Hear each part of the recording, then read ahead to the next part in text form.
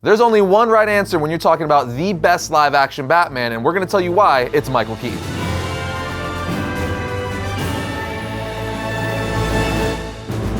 What's up, my comic comrades? Easily the #1 reason we're excited for the Flash movie is the return of Michael Keaton as Batman. Any 80s or 90s kid will tell you Keaton is their Batman. Keaton and, of course, Kevin Conroy Batman. But as far as live action goes, it's all about the Keaton, and we're about to break down why Michael Keaton is still the best live action Batman to many of us fans. First and foremost, the Keats, as we're gonna call him, is the Batman that made the general public take the Dark Knight seriously once again. Because prior to Keaton, we had Adam West's '66 Batman, which is iconic and great in its own right, but it was essentially a parody. As such, it was meant to be very campy and tongue-in-cheek. I mean, did we all forget the time that Batman and the Joker entered into a surfing competition wearing surfing trunks on the outside of their clothing? But when Tim Burton's Michael Keaton Batman hit the scene, it changed everything for The Dark Knight, giving us still one of the most loved interpretations of the character, dare I say, top 3. The funny thing is, when the Keats was initially cast as the Caped Crusader, the world was like, what the hell, Mr. Mom is playing the Dark Knight? Needless to say, like most actors who have been cast as Batman, initially the world craps on their casting pretty hard. But man, did the world change their tune when Warner Brothers and Tim Burton released the first trailer for Batman. People were blown away by the tone and look of this film, specifically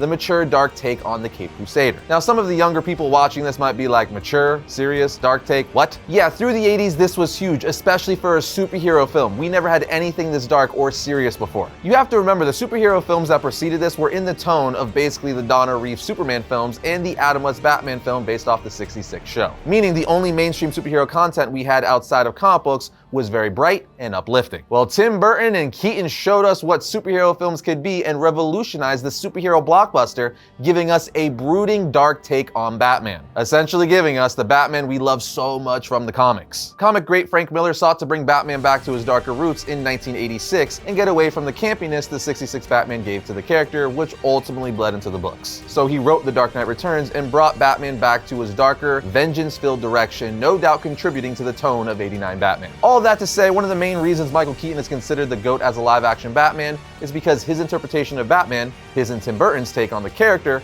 literally showed the general public that the Dark Knight is not some campy hero with pow effects every time he hits someone. But instead, they showed us he's a character with extreme depth and trauma. Trauma he channels into a symbol, swearing vengeance on anyone who would do harm to the innocent. Another reason why Michael Keaton is considered the best Dark Knight is because he kicks some serious ass. Dude kicks so much ass, he ends lives. That's right, Keaton's Batman kills. He's a damn murderer. He does it with a grin on his face. Now I know what all the Batman purists are saying. What, Eris? Batman doesn't kill. That is his one rule, and that's an aspect of Keaton's Batman that you love?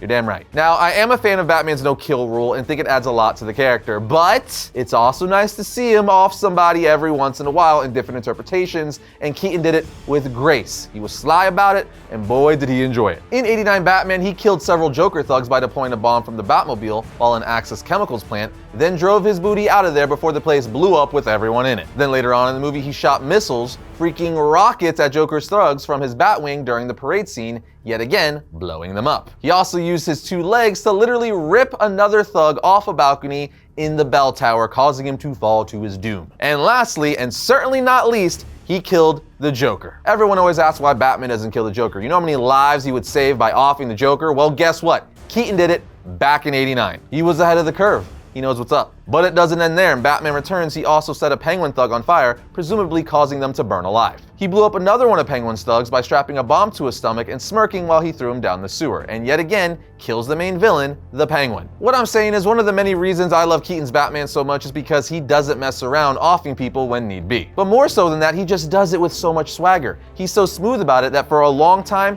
people didn't even really mention that Keaton killed. We're all like, yeah, that was awesome. Another thing that makes Michael Keaton still the best live-action Batman is the way he showed us how criminals in Gotham feared him. They only heard of him in whispers. Literally, the opening scene is 2 thugs arguing on whether Batman is real or not as he slowly appears behind them. So as far as movies and TV go, Keaton's Batman was the first to establish that the criminal underworld feared him thinking of him as some urban legend like the Sasquatch or Boogeyman. And it was executed in perfect fashion, something that live-action Batman films are still replicating today, as seen in BVS and The Batman. But Keaton's Batman was the first to pull this from the comic books, and man, was it epic. To give more context and a clear example, or maybe just because I want to recount the opening scene, in the beginning, Batman holds the thug over a ledge as he screams, "Don't kill me," and Batman replies, "I'm not going to kill you. I want you to tell your friends about me." As he asks, "What are you?" and we get the now iconic line, "I'm Batman," as he throws him down to run away and tell his friends. Which brings us to another reason Keaton is the best: his portrayal of Batman. It's pretty obvious, right? For me personally,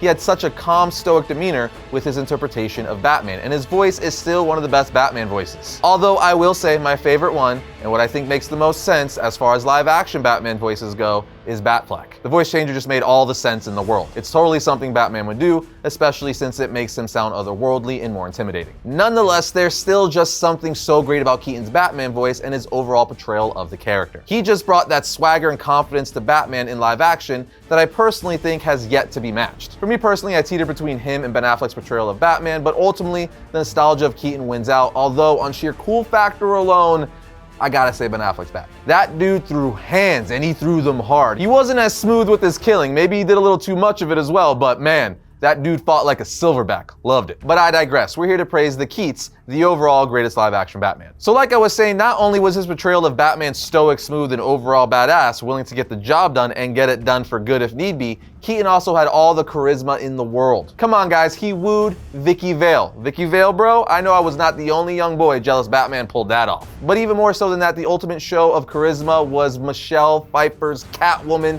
Selena Kyle. Don't get me wrong, Kilmer's Batman had Chase Meridian, played by Nicole Kidman. Clooney's Batman had Julia Madison, aka Elle McPherson. But with all that said, it's still all about Michelle Pfeiffer's Catwoman. And lastly, but certainly not least, what makes Michael Keaton's Batman so awesome are his gadgets and vehicles. Now, I know we all love the 66 Batmobile, the Tumbler, the BVS Batmobile, and so on. I love all those Batmobiles too, but there's just something about the 89 Batmobile that makes it the definitive live-action Batmobile. Whether it's your favorite Batmobile or not, it's still the definitive Batmobile. Like if your favorite Batmobile is the 66 or BVS Batmobile, you still have to agree that the 89 one just had the biggest impact on Batmobiles in general. So much so, they still use it in the comics all the time. It's the go-to Batmobile, even for DC Comics itself. Then, of course, the 89 Batwing is like the definitive Batwing. Come on, when it flies over the moon and it makes a bat symbol, it's one of the most iconic images in all of superhero films. It's such an icon, they just modernized it a little bit for the Flash film,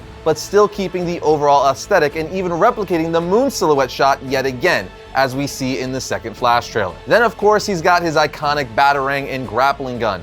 It's just so good. All the stuff we're gonna see again in The Flash, and I cannot wait. Until then, be sure to like, subscribe, and ring the bell for post notifications, and we'll see you next time when we talk about all things comics.